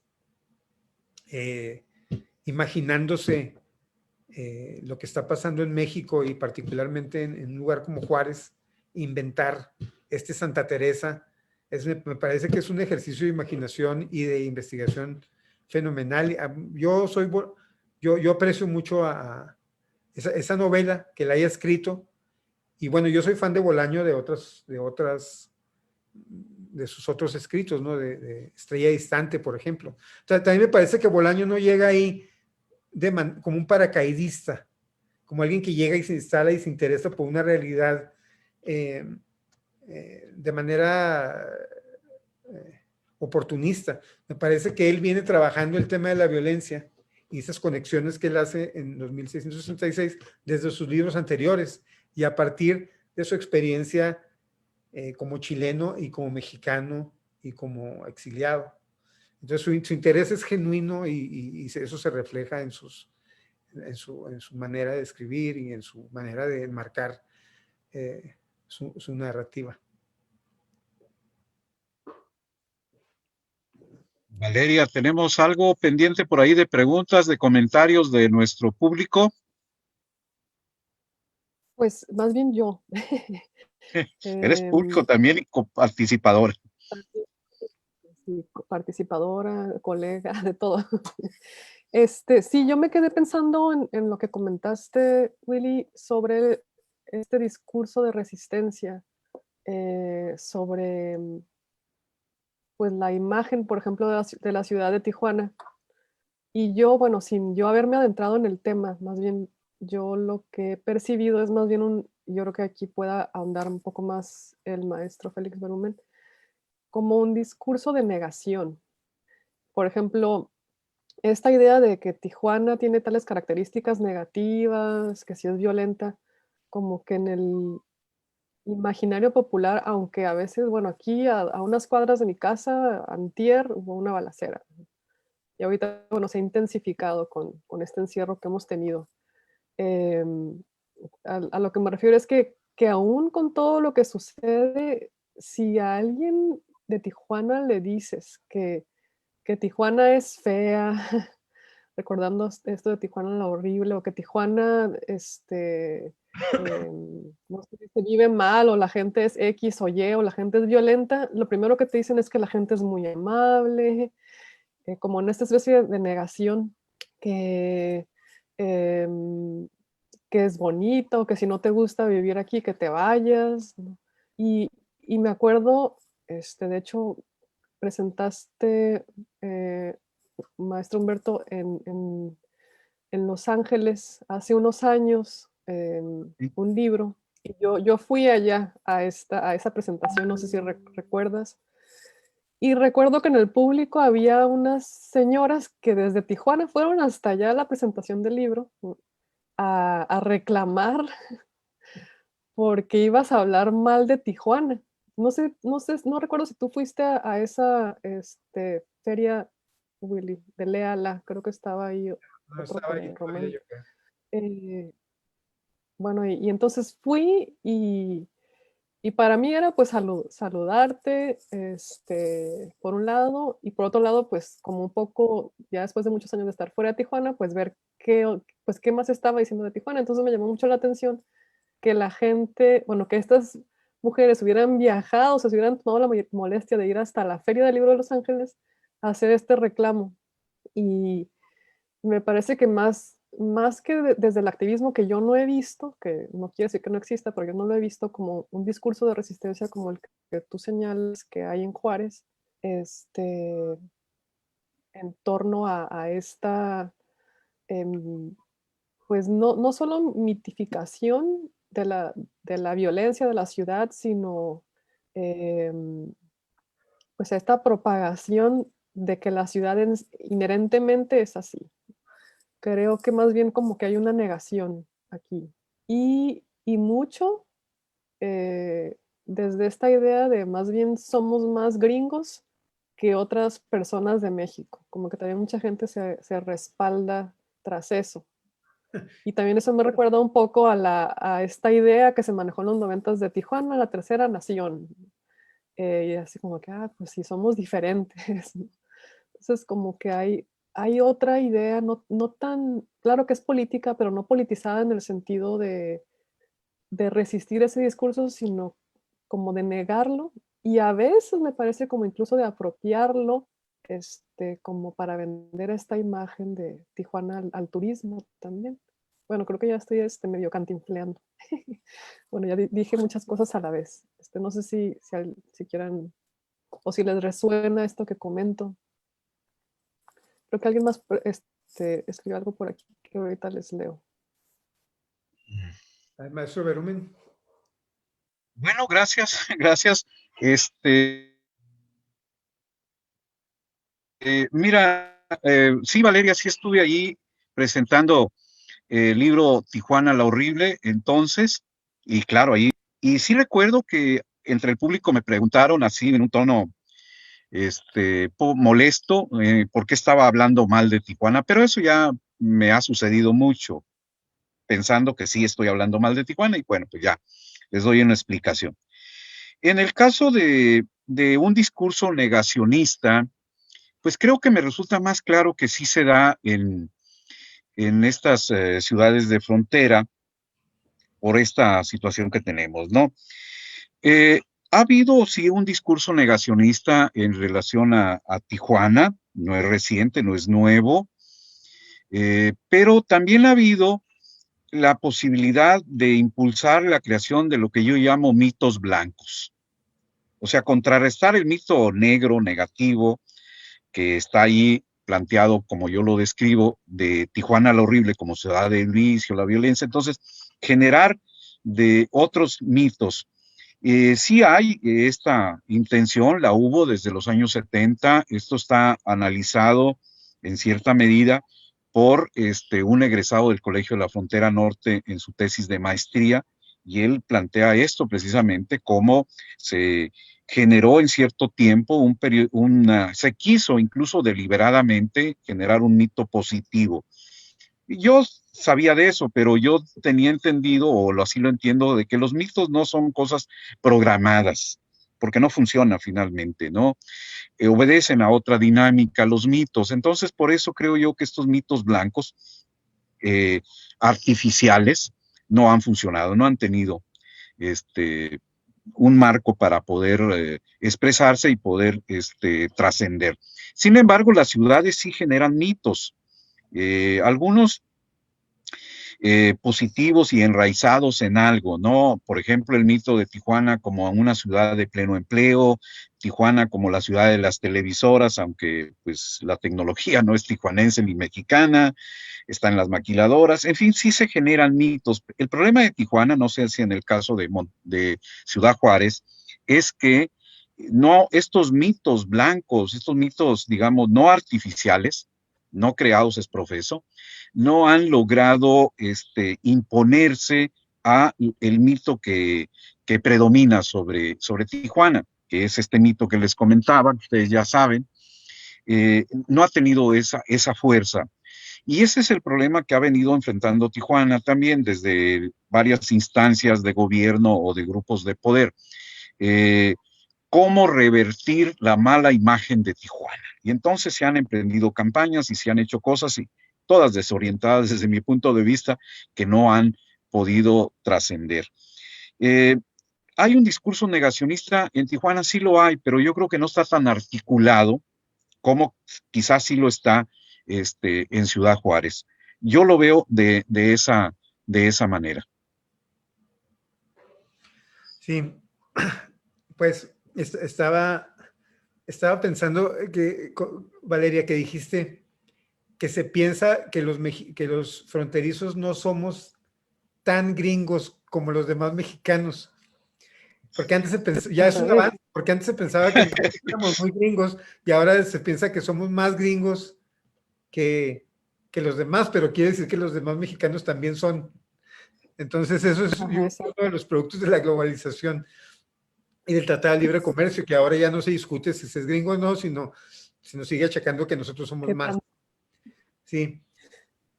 Pues no, yo concuerdo con la perspectiva de ustedes. De hecho, estaba pensando que incluso nosotros como juarenses, lo asumo como juarenses, entre comillas, o las élites juarenses han intentado importar algunas de las campañas de Tijuana. Hace unos años intentaron importar una que se llamaba Tijuana Innovadora, creo, o algo así. Y ahora era Juárez Innovadora, y me acuerdo que vinieron, primero, algunos empresarios juarenses fueron a Tijuana porque querían investigar cómo es que Tijuana pudo revertir esa mala imagen y promover más inversiones y reactivar la economía, etcétera. Y luego después vinieron empresarios tijuanenses, hicieron una gran conferencia de prensa. Iban a hacer como una convención que al último se tuvo que suspender por unas balaceras y bueno, en fin, un despropósito. No funciona, eso no funciona. Ahora, habría que, a mí me pasa contrariamente, lo contrario de lo que te pasa a ti, fíjate, porque a mí más bien me tratan la gente piensa que yo estoy tratando de promover un discurso negacionista. Es decir, de tapar el sol con un dedo y decir, no, esto no pasa en Juárez. Bueno, si se lee el libro, obviamente, como tú has comentado, pues no es eso. Pero es como, finalmente alguien saca la cara por nosotros para decir que Juárez es otra cosa, ¿no? Y no. O sea, lo que pasa en Juárez, lo que pasa en Tijuana, lo que pasa en México, ahí está, no se puede ocultar, no se puede tapar. La cuestión es cómo lo interpretamos, ¿no? ¿Cómo lo interpretamos? Desde cosas tan sencillas como si Tijuana o Juárez son feos. Yo antes respondía en broma, decía, no es que Juárez sea feo, lo que pasa es que los arquitectos no han sabido interpretarlo. Eso es como sería otro tema, ¿no? Pero obviamente pues era la cuestión es, ¿en qué tipo de modelo, bajo qué tipo de modelos se han construido nuestras ciudades? Y esos modelos generan un alto grado de precarización. Entonces, no sé Tijuana, pero pienso que Tijuana podría ser igual. en lo siguiente, porque son ciudades que han crecido desde hace más tiempo que todo el país bajo el mismo esquema. Nosotros somos pioneros en eso, lamentablemente, ¿no? Este proceso de precarización que ha traído consigo la industria maquiladora y el narcotráfico, ahora se ha extendido por todo el país, ¿no? Pero antes eran como que nosotros tenemos la patente de ese tipo, de ese modelo, ¿no? Lamentablemente ya no somos nomás Juárez y Tijuana. Pero, a ver, está el modelo maquilador que se fundamenta en el extractivismo, ¿no? En exprimir a las personas, generar precarización. Luego, tenemos otra actividad que es el narcotráfico, que se beneficia de esa precarización generada por la industria a través de 40, 50 años de ejercicio de ese modelo. Si viene el narcotráfico, que es otra actividad empresarial, ¿no? Se beneficia de toda esa precarización. Y luego tenemos la especulación inmobiliaria, que genera también condiciones de extrema precarización y a través de la cual circulan los capitales, ¿no? Es decir, como un espacio como una maquinaria de lavado de dinero, y que también está ligada a la maquiladora y a la promesa de empleo, de empleo y de una casa para alguien que viene de otra parte. Es un atractivo, ¿no? Entonces estas ciudades industriales fronterizas se erigen como una gran promesa, ¿no? Mientras tanto el campo ha sido pauperizado, ha sido destruido en el país. Se acelera este proceso migratorio ya histórico, se acelera de los 90 para acá. Y entonces toda esta precarización en base a estos tres ejes, la maquila, el narcotráfico y la especulación inmobiliaria, o pondría la especulación inmobiliaria en medio de la maquila y el narcotráfico. Entonces, ese es nuestro modelo, ¿no? Es un modelo de precarización. Entonces, eso es sobre lo que tenemos que reflexionar. Y cuando decimos Tijuana o Juárez es violenta, entonces lo que pasa es que ya empezamos mal la conversación, ¿no? Más bien la pregunta es, ¿cuáles son las raíces de la violencia que se viven en este tipo de ciudades, ¿no? Como ahora tenemos el tema de otras ciudades, por ejemplo, si vamos a un estado como Guanajuato, que antes no se pensaba en Guanajuato como un lugar de violencia exacerbada. Puede ser que nos digan, no, pues existe el cártel fulano, la pandilla sutana. No, sí, pero antes de eso hay que ver todo el proceso de industrialización de Guanajuato en los últimos 25 años. ¿Cómo ha cambiado Guanajuato? ¿Cuántas maquilas hay? ¿Cómo ha cambiado la vida en el campo? ¿Por qué? Etcétera, etcétera. Esas son las raíces profundas de la violencia, ¿no? Y cómo el narcotráfico se ha reformulado como un negocio. Es decir, tenemos que pensar en cuestiones como estas. El Estado mexicano ha tenido durante décadas una política económica relacionada con el narcotráfico. O sea, no es una política policíaca solamente, es una política económica donde permite, regula, ¿no?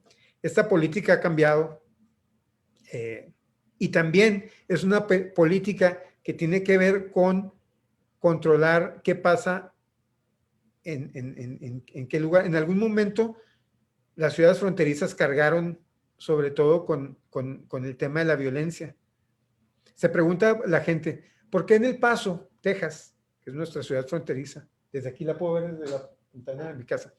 Estoy en Juárez, por cierto, yo no estoy en mi oficina en Utah, pues está todo cerrado ahí. ¿Por qué en El Paso hay 20 asesinatos al año? Y en México, en Juárez, hay 1000, por ejemplo, en algún momento.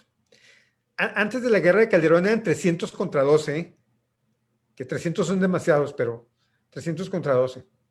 ¿Por qué? Entonces, la respuesta no es porque en Juárez seamos más violentos. La respuesta tiene que ser cuál es el papel que le es asignado a un lugar como Juárez en este negocio transnacional que es el tráfico de drogas. O sea, nosotros somos el espacio de ejecución, ¿no?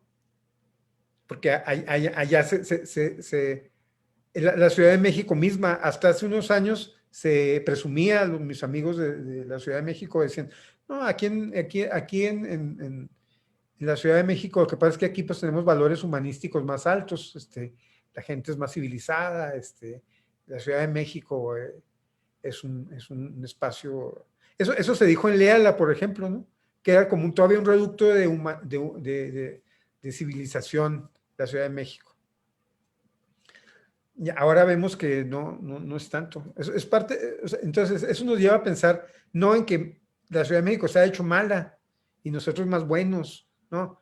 El tema es cómo está funcionando esta política en relación al narcotráfico y en relación a la violencia. Y en términos de narcotráfico, tenemos que pensar que el Estado tiene una política económica, aunque no sea oficial, es decir, el Congreso no aprobó esa parte de la política gubernamental, ni esos presupuestos, pero hay una política con respecto al narcotráfico y esa política no tiene que ver con eliminar el narcotráfico. Es una actividad económica que produce billones de dólares. Es una actividad transnacional. Es una actividad en la que se beneficia la industria de la construcción, los bancos, etcétera. En fin, ya se me olvidó cuál era la pregunta, pero básicamente el tema es que no estamos aquí tratando de promover un discurso negacionista, sino un discurso o una perspectiva que pueda ahondar en esos problemas de manera más profunda y alejarnos más allá de la dicotomía de que si Tijuana es fea o es bonita, ¿no? O si es mala o es buena, ¿no? O Juárez, ¿no? Porque no podemos tapar el sol con un dedo, pero tampoco podemos ser tan pretenciosos como para decir que nosotros somos capaces de generar todo este mal radical. Porque en ese caso seríamos seres todopoderosos que podríamos destruir el mundo. Aquí tengo más preguntas y comentarios. Bueno, sí, estoy de acuerdo, perdón. Estoy de acuerdo, Willy. Y además que, bueno, de aquí también se empiezan a generar discursos frente a una otredad, que me imagino que suceden en Juárez también, sobre que los otros, los que no son de Tijuana, son los que traen la violencia. No sé si suceda en Juárez también. Claro. Y bueno, y se empieza a clasificar al tipo de migrante que llegue aquí sin, pues así, pues con categorías ya preestablecidas, ¿no? Sobre lo que supuestamente traen a la ciudad. Y incluso las Eso ha zonas... sido siempre y donde quiera, ¿eh? Siempre y donde quiera. Sí. A ver, leo las demás preguntas o comentarios, o quiere Sí, no, las demás. ¿quiere comentar algo? Sí, ok. A ver, aquí hay una del maestro Alfredo González Reynoso. Dice, quisiera volver a la crítica hacia los discursos que se caracterizaron como progresistas, en tanto que sus descripciones y categorías abonan a la estigmatización de la ciudad. Me imagino que a cualquiera de las dos ciudades. Y hace una pregunta, dice, una descripción de una realidad cruda con categorías crudas siempre cae en la estigmatización involuntaria. Y luego hace otra pregunta, ¿qué características tendría que tener un abordaje progresista que pueda ofrecer una perspectiva crítica sin estigmatizar a la sociedad que describe? Y dice que felicidades por el libro y que lo va a checar, lo revisará pronto. Esa es una. Un comentario así rapidito, nada más antes de contestar esa pregunta, de Manuel Jesús Gandarilla Carrillo. Dice, el narcotráfico es otra manera de sustento erróneo, dice. No sé no sé exactamente a qué se refiere con erróneo ahí, pero lo puso en este comentario separado. Y alguien más que agradece, otro estudiante, Juan José Millán, de que hayas publicado el libro en español. porque dice que, bueno, que tiene la experiencia de que no se publican cosas en español. Ahora sí.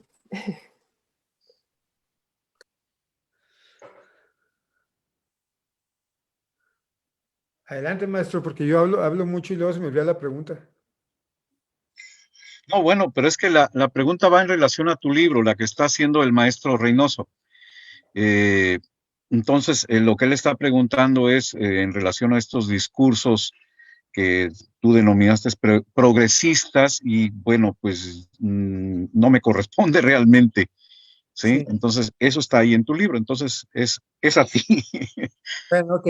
Voy a responder con ejemplos concretos. Por ejemplo, hay un escritor que se llama Ed Bellamy y él escribe, por ejemplo, denomina uno de sus capítulos sobre Juárez Frankenstein urbano y el otro tiradero humano. Entonces, ya desde de entrada hay una mirada, ¿no? Que invita al lector a asomarse primero a una ciudad caótica, desorganizada, que no tiene pies ni cabeza, ¿no? Y el otro, pues un lugar donde las personas son desechables y prescindibles, ¿no? Donde van a ir a dar todas las personas no deseadas. Y si este es un libro publicado ya hace, no sé, 8 años, digamos. Pero si eso lo conectamos con el discurso de Charles Bowden, iniciado en los 90s, en la última parte de los 90s, donde habla de los juarenses como sonámbulos y personas que no tienen conciencia de cuántos son. Se dice que los juarenses no saben, o sea, que en Juárez el único dato duro es que no hay datos duros, que nadie sabe ni se interesa por saber cuántos son, por ejemplo, por el censo. Y también se dice en esos textos de Bowden que Juárez es una especie de gulag a donde terminan, donde van a parar las personas que son rechazadas por Estados Unidos, por la frontera, pero que vienen de un lugar, México, donde ya nadie los quiere. Entonces, Juárez básicamente es un territorio donde viene a caer el desperdicio, lo desechable, de lo que se puede disponer. Entonces, uno se fija que estas imágenes fueron creadas en los 90s y se siguen repitiendo 20, 25 años después. Habla de su poder para representar una realidad y cómo sigue operando sobre las nuevas miradas que vienen a... ¿Cómo puede ser posible que no haya pasado nada en 25 años? Pero bueno, nosotros sabemos que en lugares como Juárez y como Tijuana hay instituciones como el COLEF, como las universidades, que tenemos cámaras de la industria, del comercio, etcétera, que por su propia vocación se interesan por este tipo de temas y que están generando información y conocimiento. Además, tampoco son entidades que estén desprendidas de instituciones como el INEGI, ¿no? O de procesos parlamentarios a nivel local o a nivel estatal, y que además hay estas pugnas donde es importante saber cuántos somos, porque tiene que ver con la distribución de los presupuestos, etcétera, etcétera. Entonces, en la dinámica normal de una ciudad que no es un pueblo fantasma, pues todo esto existe. ¿Cómo puede ser posible que un reportero que venga y se precie de conocer, de haber conocido la realidad a profundidad, esté diciendo que somos sonámbulos, que no tenemos conciencia de nosotros mismos, o de que preferimos escondernos en máscaras para no enfrentar la realidad, cuando en esa época en la que está escribiendo se están dando en las calles protestas, si se quiere todavía incipientes, pero organizadas, en contra del feminicidio, por ejemplo, en contra de la desaparición de personas, hombres y mujeres, y donde hay una tradición de lucha política por los desaparecidos en los 70s, por ejemplo, y donde están participando ya en los 90s personajes que han estado luchando en contra de la desaparición de personas desde los 70s, ¿no?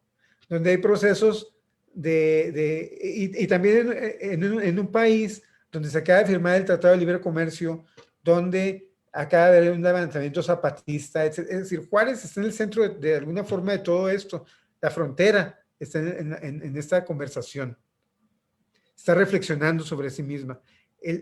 La misma imagen del Laboratorio del Futuro es de producción local, es decir, yo mencionaba Tijuana, donde yo he ubicado que aparece por primera vez esta idea de que la frontera es laboratorio de lo que viene. Eso es algo de producción local. ¿Me explico? Entonces, sin embargo, el objetivo de esos escritos es denunciar los efectos de la precariedad de este modelo, pero no, lo que manifiesta es que no tiene otro vocabulario que el de siempre, que el que se ha construido desde las perspectivas militaristas y conservadoras. Entonces, es incapaz de inventar un nuevo vocabulario para hablar sobre esta realidad. Y eso termina generando un peso que aplasta las buenas intenciones, porque contribuye a perpetuar estos estereotipos políticamente prejuiciados. Es decir, tampoco se dan de manera natural, sino que tiene una historia. Esas maneras de referirse a la realidad, ese vocabulario tiene una historia y hay intereses detrás de esa historia, ¿no? Entonces, esa es eso es a lo que yo me refiero cuando planteo la necesidad de inventar una nueva forma de hablar sobre esto. Entonces, bueno, un poco para responder la segunda parte de la pregunta, en el libro yo planteo que, por ejemplo, alguien como Teresa Margolles, una artista también muy polémica, puede estar planteando algunas claves para hablar de esto de otra manera. Por ejemplo, ella parte de la idea de trabajar con la muerte y con los desechos de la muerte. Pero ese es como su punto de partida. Y su punto, y se plantea investigar la vida que había detrás de esos desechos, de recrear eso plantea la posibilidad de una memoria más empática. Entonces, cuando ella lleva una pieza a la Bienal de Venecia, donde transporta la sangre que se ha recogido de lugares de eventos letales y que ha recogido con paños, con trapos, ¿verdad? Que después se han secado, los ha llevado a Europa y mediante un proceso de humidificación ha generado líquido que ya no es nomás sangre, pues eso también es agua mezclada con esos desechos. Y plantea una pieza donde invita a los asistentes a trapear durante un par de meses un pabellón en un castillo y que después de ese periodo se va creando una capa en el piso, ¿no? Eso es enfrentar a un sujeto, es una denuncia que me parece una sutileza muy, muy interesante. O sea, cómo enfrentar al otro con la corporeidad de la muerte, pero también para que sienta el rigor de la vida que había detrás de eso, ¿no? Entonces, a mí me parece entonces que ahora sí hay que tomar el toro por los cuernos y no al revés. Es decir, no venir a lugares como Tijuana y como Juárez para venir a predecir lo que se puede. Es muy fácil predecir que alguien va a morir, que alguien va a ser asesinado, que no. Vamos a actuar en reverso. Vamos a recrear lo que perdimos, ¿no? Y hay que hacerlo circular en el mundo. Y esa es una manera de entonces plantearle al otro cómo podemos hablar, cómo te conectas con eso, cómo podemos hablar de esto, ¿no? ¿De qué otra cosa podemos hablar? Está bien, pero bueno, ¿cómo hablamos? Ella plantea de qué otra cosa podemos hablar y yo planteo, bueno, pero ¿cómo lo hacemos? Inventemos un vocabulario nuevo, ¿no? Escuchemos también a la vida que hay detrás, o sea, la vida que se perdió, la vida que se está perdiendo, la posibilidad de vida. O sea, imaginémonos eso también, ¿no? Entonces, bueno, es, como decía al principio, este no es un trabajo exhaustivo, ni tampoco plantea la respuesta a esta pregunta. Pero lo que sí plantea es la importancia de trabajar en la dirección de responder esa pregunta. Porque no podemos quedarnos solamente con este lenguaje heredado, este lenguaje de la fatalidad heredado, ¿no? Tenemos que inventar una manera para conversar de esto de otra forma.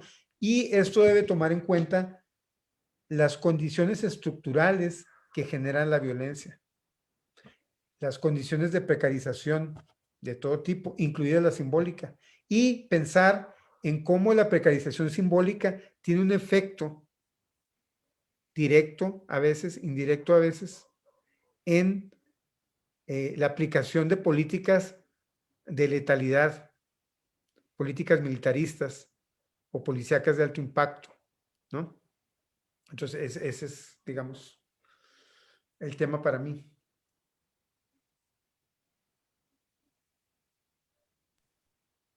Muchas gracias, Willy. Pues supongo que podríamos decir que este sería como un pequeño inicio para ese diálogo. Igual em, creo que no hasta ahora, a menos que sean, bueno, en estos círculos que no conocemos, pero no hay tanto diálogo, aunque somos fronterizos, entre tijuanenses y juarenses. Hemos vivido procesos paralelos de violencia y también de creación, ¿no?, literaria, de creación de arte, ¿no? Ahorita que mencionas este ejemplo, pues también, sí, es verdad, una de las maneras en las que sí se ha presentado la resistencia a estos discursos también, pues, ha sido a través del arte, aunque también, pues, es en círculos pequeños. Y, y bueno, creo que podríamos decir que a partir de este pequeño encuentro que hemos tenido el día de hoy, podríamos generar más. Esperemos que sea un espacio en donde pues podamos incorporar a otras personas, también con otras propuestas, em, con esto que planteas, ¿no?, de generar un lenguaje nuevo desde, desde este activismo de la resistencia hacia esos discursos.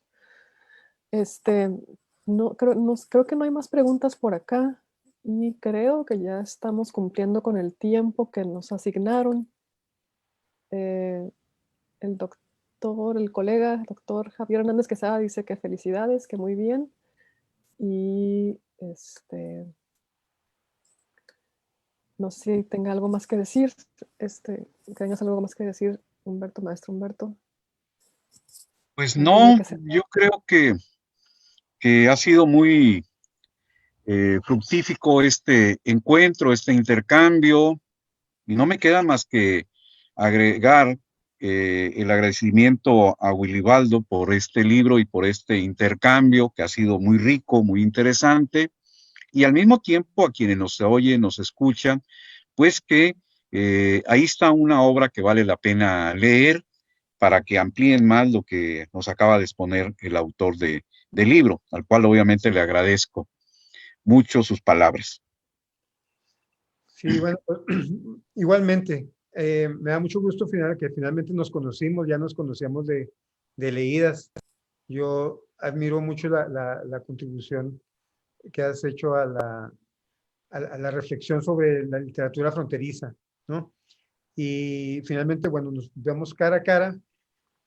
Agradezco mucho a la Universidad Autónoma de Baja California, a mi amiga y colega Valeria Valencia, que conocí en Los Ángeles y que nos hemos seguido en contacto, ambos uclanitas.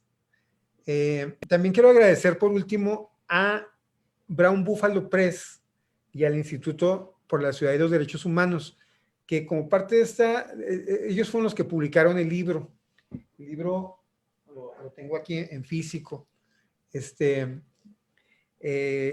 También esa era parte digamos, una parte del proceso era cómo hacerlo circular fundamentalmente en Juárez. Y eso era pues, generar un proyecto editorial que nosotros tenemos acá en Juárez ahora, donde queremos publicar libros que reflexionen sobre Juárez. Que eso es algo que nos interesa, puede interesar a los demás, pero nos interesa a nosotros en particular. Entonces yo creo que generar ideas y generar textos también tiene que ir acompañado de generar o de pensar formas de distribución regional local, tema en el que Tijuana nos lleva a la delantera y tenemos mucho que aprender de los procesos que ustedes han tenido ahí desde los 80s. Y bueno, pues les mando un abrazo y muchas gracias otra vez por su lectura y por su invitación. Y esperamos que no sea la última vez que nos reunamos.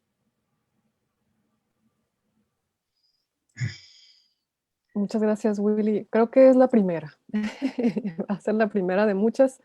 También te agradezco a ambos que hayan aceptado participar y dialogar sobre este tema que nos atañe en común a nosotros, ¿no? Como fronterizos, desde nuestras propias experiencias y en particular, bueno, también desde su experiencia como académicos, a ambos, y como escritores también, docentes también. Entonces sí creo que pues esto, pues podríamos estar aquí dialogando continuamente al respecto desde muchas perspectivas. Y bueno, finalmente, a nombre de la Facultad de Humanidades y Ciencias Sociales de la Universidad Autónoma de Baja California, pues les agradezco también su participación y también a las personas que nos estuvieron acá escuchando y siguiendo a lo largo de la transmisión, y a las personas que nos contribuyeron con sus preguntas y comentarios. Espero que, pues, que hayan disfrutado de esta charla. Y también, Willy, cuando haya, cuando las cosas mejoren y podamos tener en las manos algunos de tus ejemplares, pues me dices para también tenerlos disponibles ahí para quienes estén interesados en tenerlos. Bueno, mientras tanto, a quien se comunique contigo, de los que nos están escuchando y se interesen en leer el libro, les podemos mandar un ejemplar digital por haber participado en esta, y ya cuando se pueda, pues les haremos llegar un ejemplar físico. A ustedes ya les tengo prometido uno, solo falta que me manden sus direcciones. Sí. Muchas gracias, Willy. Entonces, sí, si quieren, pueden ponerse en contacto conmigo. Ya saben, mi correo valeria.valencia@uabc.edu.mx, a quien se conectó con nosotros. Y además aquí ya están, bueno, algunos de los estudiantes que ya reconozco. Si quieren el ejemplar, pues se los envío con mucho gusto. Bueno, pues gracias de nuevo. Espero que nos veamos pronto, ya sea en persona o por acá, mientras sigan estas medidas de confinamiento. Y también les mando un abrazo afectuoso a ambos. Cuídense mucho. Nos saludamos pronto. Vale. Chao. Gracias, hasta luego. Hasta luego. Willy, hasta luego. Hasta luego.